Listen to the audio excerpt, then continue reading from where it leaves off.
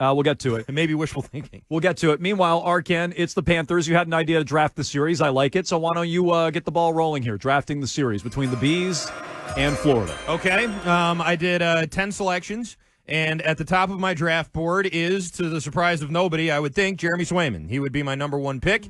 After him, I had Tkachuk in there. And then number 3 for Hagee. So my top 3, I have 2 Panthers and Swayman at the top. And number 4, David Pastrnak. I just am sort of hoping that he picks this up and continues to build off of that goal in Game 7. I have Sam Reinhart at 5. He had a tremendous regular season. Marchand I have at 6th. I'd like to see him pick it up too, but I think that's likely. Then I have Barkov 7. I debated switching those two. Barkov is just such a bear in those faceoffs. Bobrovsky at 8, Vezina finalist. McAvoy 9th, and Ekblad, even though he's coming off an injury, he was good in that last series, so I have him 10th. So you have 6 Panthers, is that right? Yes. Okay. Arkan was 6 Panthers. Mego, how'd you rank it? Okay, so I went with Tkachuk first and then Pastrnak because I think that I like Tkachuk's game usually in the playoffs better than Pastrnak, but Pastrnak is still the most talented guy across the board on the ice. Then I go Swayman, McAvoy is the best defender on the ice, Sam Reinhart, and Sasha Barkov. Right. I like their centers a lot better than yours. Then go to Marchand, Forsling, and Montour on D, and then Tarasenko to wrap it out. Were you 5 and 5? What was your split there? I think I was 4 and 6, Bruins to Panthers. Okay. Sorry, maybe I miscounted. You have 4 of the first 5 are Bruins? Nope. No. 3 out of the first 5. I'm sorry. 3 out of the first 5 you have Bruins. So that's top heavy. Mine is actually very, very similar to Arkan's. I have Swayman 1. I have Tkachuk 2 over Pastrnak. It's close. Reinhardt's been awesome. I have him 4. Verhaeghe, is right now in the Conn Smythe mix as well. I had Marchand 6, Barkov 7, Bobrovsky 8, Tarasenko 9, big deadline acquisition. And I slid in McAvoy at 10. I was choosing between him and DeBrusk. That's how I felt about it. And yes, that's me in my pink hat for the Red Sox. If you're watching along on twitch.tv/BostonWE. Yeah, though maybe I should get one of those for the Bruins as well. So I'm a little confused by the exercise because I thought that we were supposed to balance it out to have make it a full roster. That wasn't the idea. I mean, you can do that, but that wasn't what I was thinking. Just take it's a draft. Who are you taking? Number 1. Who are you taking? Number 5. Who are you taking? Number 10? If you're trying to fill out a roster, then you wouldn't pick a bunch of centers. You know what I mean? Yeah. I understand what you mean, but that wasn't how I intended it. So I was trying to pick out the best balance at different positions. Okay, here's why I think that exercise was worthwhile. Okay, please explain it to me. Mego's is a little more Bruins heavy at the top. But I think all of our lists are reflective of that.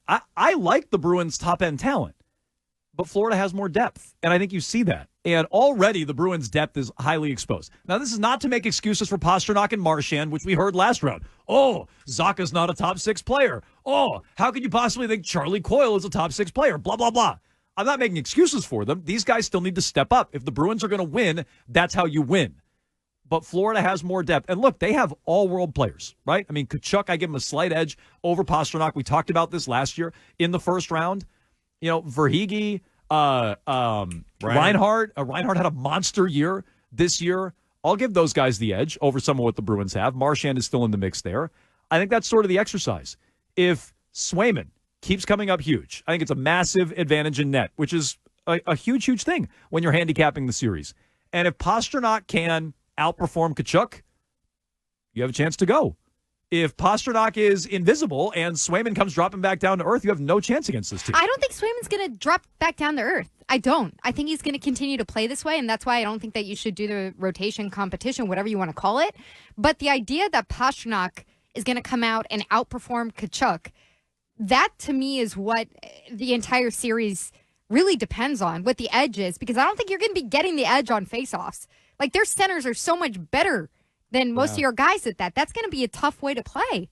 And I know you don't want to talk about Patrice Bergeron, but it would be nice to have a healthy Patrice now. I mean, they lost every game Bergeron played in last year. I said healthy I know, I'm just saying. Bergeron. Even still, they've lost plenty of big games with a healthy Bergeron. They were better without him in that series. So you wouldn't want a Bergeron in this round? Maybe more than I'd want the way Coyle and Zacha are playing. People just overrate the faceoffs. He wins a bunch of faceoffs. Great. It didn't matter last year. Faceoffs. I take him for the production. Apparently the Bruins didn't because they advanced without him. So apparently they didn't. The beliefs. Okay. Well, let's see how it goes against Florida. Don't believe. I think we all agree, regardless of whether they miss Bergeron or not, that if they play at the same level they played against Toronto, it's going to be a quick series. Florida's going to mop them up, right? I mean, we all agree with that, don't we?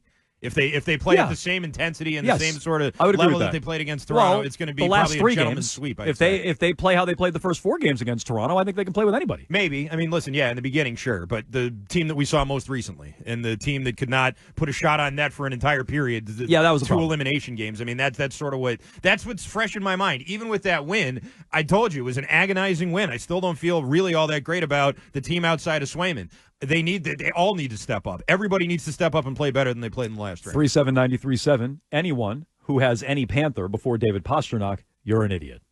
Oh, really? I think did we all have Kachuk over Pastrnak? I think we did. I had Kachuk Yes. and Verhaeghe over Pastrnak. Okay. Look, I don't want to say Verhaeghe's idiot, having but he's having a great series. Look, if Yeah. it's a random Wednesday in February, totally give me pasta. yeah. You've seen this. Kachuk's game is better suited for the postseason. Exactly. You saw it a year ago.